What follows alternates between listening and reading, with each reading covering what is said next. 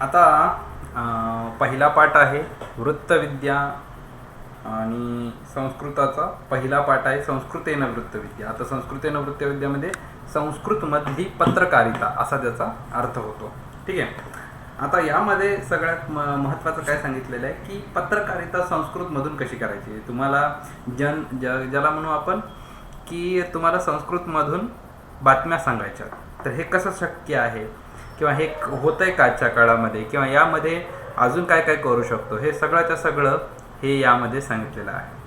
तर मग तुम्हाला माहिती पाहिजे की वृत्तविद्या म्हणजे पत्रकारिता, संस्कृतामध्ये सुद्धा हे सगळं आज चालू आहे. म्हणजे जनतंत्राचा हा मुख्य आधार आहे. संस्कृत्यामध्ये सुद्धा त्याच्यामध्ये विविध माध्यम त्याच्यामध्ये आहे. दृक माध्यम, श्राव्य माध्यम, दृकश्राव्य माध्यम, म्हणजे ऑडिओ व्हिडिओ आणि ऑडिओ व्हिडिओ दोन्ही आहे त्याच्यामध्ये. ठीक आहे. त्याच्यानंतर त्याच्यामध्ये सुद्धा प्रोडक्शन, त्याच्यानंतर डायरेक्शन, ॲडव्हर्टायझिंग, डिझिग्नेशन, ठीक आहे, डिझायनिंग, ह्या सगळ्या आपल्याला ज्या आहे, म्हणजे त्याच्यामध्ये तुम्हाला सांगितलेलं बघा, निर्मिती, संचलन, विज्ञापन क्षेत्रम, संरचनाशास्त्रम, हे सगळंच्या सगळं तुम्हाला पाहू शकता तुम्ही यामध्ये. म्हणजे यामध्ये तुम्ही काम करू शकता आणि त्याच्यामध्ये रोजच्या रोज तुम्ही कारण त्याला संस्कृतमधून भाषणसुद्धा देऊ शकता किंवा तर एखादी बातमीसुद्धा सांगू शकता. तर दैनिक पत्रात वार्षिक पत्रिकापर्यंत नैकानि नियतकानि संस्कृत भाषया संपत्ती प्रकाशन ते तेषु वार्षिक वृत्तपत्रस्य अभिरूपमपि पुस्तके प्रदर्शितम्. आता याच्यामध्ये कसं तर संस्कृतमध्ये आपल्याला काही न्यूजपेपरसुद्धा आहेत जे संस्कृतमधून येतात. त्याच्यानंतर वार्षिक म्हणजे वर्षातून एकदा येतं, 3 महिन्यातून एकदा येतं, 15 दिवसातून एकदा येतं, असे भरपूर सारे आपल्याला संस्कृतमधले आहे. जर तुमच्याकडे येत नसेल तर संस्कृत भारती असं नावाचं एक काय जरा संस्था आहे जी हे सगळं काढते आणि त्याच्या मुख्य वेबसाईटवर जाऊन तुम्ही हे सर्व पाहू शकता. आता मी तुम्हाला हा सगळा धडा डिटेलमध्ये नाही सांगणार. ठीक आहे, थोडक्यात सांगतो कारण की व्हिडिओ खूप मोठा होईल, त्यामुळे तुम्हाला एक थोडक्यात याची एक माहिती देतो. पत्रकारिता हे समाजाचं एक मुख्य अंग असतं. वार्ता प्रसारणस्य कृते म्हणजे ज्यावेळेस न्यूज आपल्याला सांगायची असते किंवा एखादी बातमी सांगायची असते त्यावेळेस पत्रकारिता हे सगळ्यात महत्त्वाचं माध्यम असतं. ठीक आहे.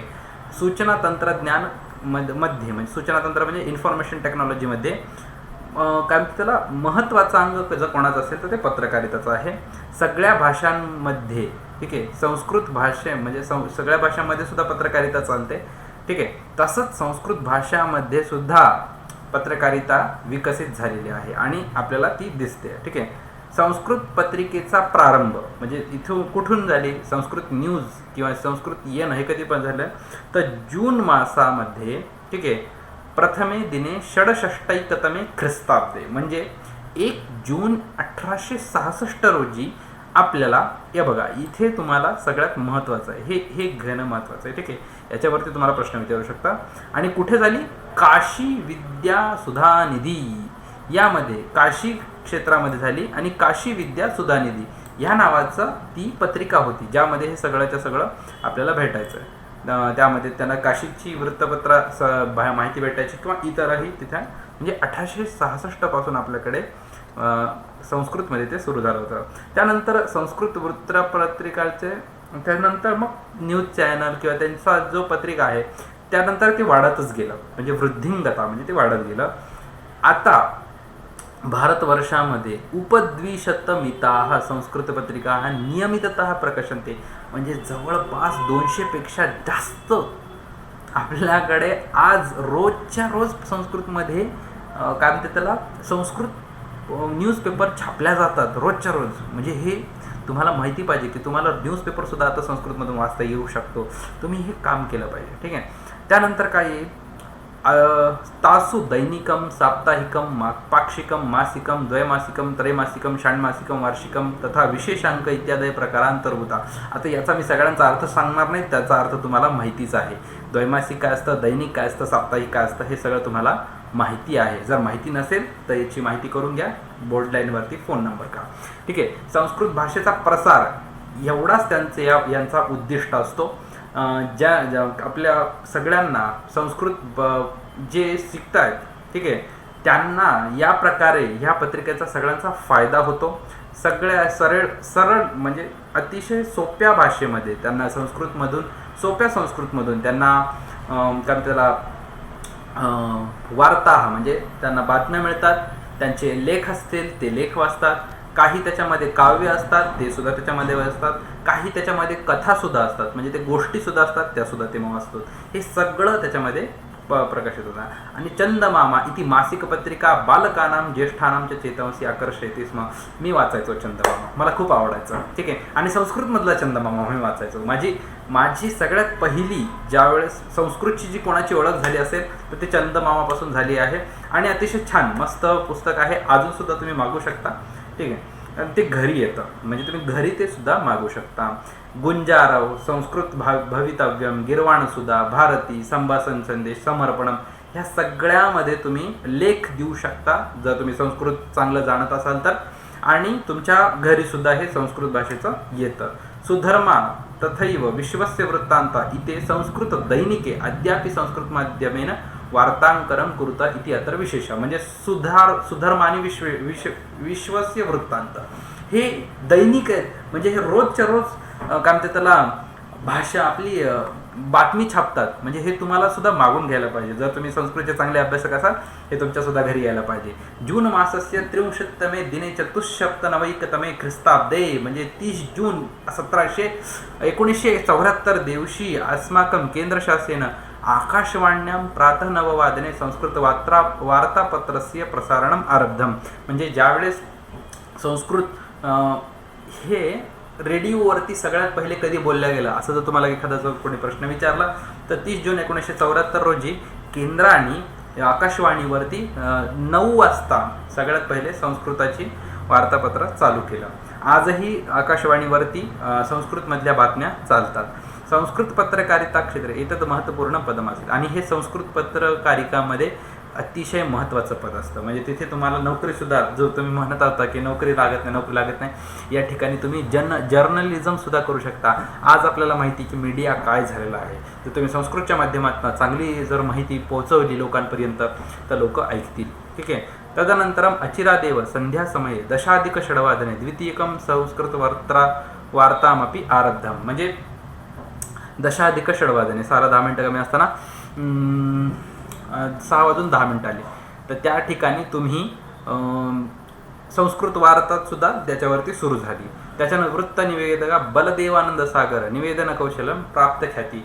तर बलदेवानंद सागर यांची निवेदन कौशली सगळ्यांना आवडत होती त्यावेळेस. आणि संस्कृत माध्यमेनं पत्रकारिता शनैशनैही प्रगतीपथ म्हणजे हळूहळू त्याच्यावर प्रगतीपथावरती गेली. ऑगस्ट महिन्यामध्ये 21 ऑगस्ट 1994 रोजी दूरदर्शनाने साप्ताहिक वार्तापत्र सुद्धा प्रसारित केलं. म्हणजे दूरदर्शनवरती आठवड्यातून एकदा ते संस्कृतमधल्या भाषा आपल्या म्हणजे संस्कृतमधल्या सगळ्या भाषा बातम्या सांगायचे.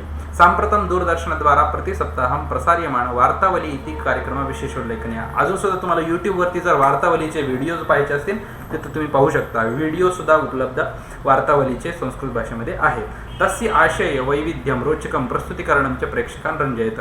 त्यांचा आशय त्यांचं रोचक प्रस्तुतीकरण अतिशय मस्त वाटतं. ते ऐकायला मला पण खूप छान वाटतं. मी पण वार्तावली रोज बघतो. एवं संस्कृत माध्यमेन पत्रकारिताया प्रार्गक्रमणं लक्षणीयम. हे खूप छान आहे. म्हणजे संस्कृत माध्यमामध्ये जर तुम्हाला जर्नलिझम व्हायचं असेल तर संस्कृत माध्यमातून तुम्ही होऊ शकता.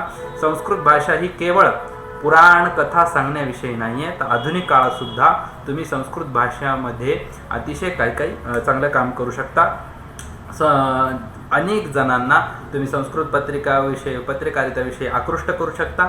संस्कृतामधून पत्रकारिता केल्याने युवकाः वृत्तिरूपेणापि स्वीकर्तुं शक्नुवन्ति इति विचारेण भारतीय जनसंचारद्वारा IIMSC द्वारा संस्कृत पत्रकारिता अभ्यासक्रमापि प्रारब्ध. म्हणजे IIMSC याच्याद्वारे म्हणजे भारतीय जनसंचार संस्था. ठीक आहे.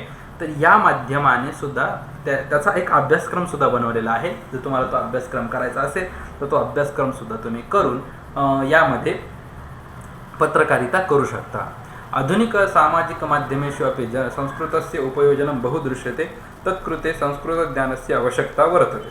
आधुनिक समाजाविषयी सुद्धा संस्कृतचा उपयोग बहुत आता अशा प्रकारे खूप साऱ्या ठिकाणी संस्कृत शिकवायला आता सुरू झालेली आहे आणि लोकांमध्ये संस्कृत विषयी हळूहळू रुची आता वाढत आहे. त्यासाठी संस्कृत ज्ञानाची आवश्यकता आता भासते आहे. आता संस्कृत ज्ञानानां युवकानां कृते विस्तृतम कार्यक्षेत्रम, आता युवकांसाठी तर इतकं उपलब्ध आहे.